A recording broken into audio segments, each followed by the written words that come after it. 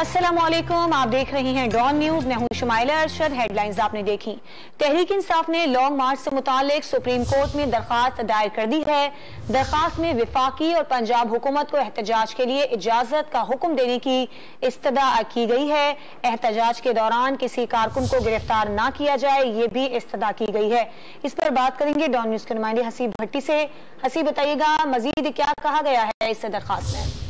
देखिए, जो वफाकी हुकूमत और पंजाब हुकूमत को एहतजाज के लिए इजाजत आइन के आर्टिकल 16 के तहत इजाजत देने का हुक्म दिया जाए और एहतजाज के रास्ते में रुकावटें हायल न किए जाएं। एहतजाज के दौरान किसी कारकुन या रहनुमा को गिरफ्तार न किया जाए। पुरअमन एहतजाज है जिसे वफाकी और पंजाब हुकूमत पर तशद्दुद और ताकत के इस्तेमाल से रोका जाए। एहतजाज पर हर शहरी का बुनियादी हक है। आईन पाकिस्तान भी पुरअमन एहतजाज की इजाजत देता है। आर्टिकल 4 के मुताबिक तमाम शहरियों को यकसा हकूक हासिल है।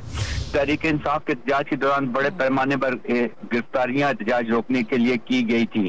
तहरीक इंसाफ के कारकुनों के खिलाफ मुकदमात इज़हार राय की आजादी पर कदगन के मुतराफिक है।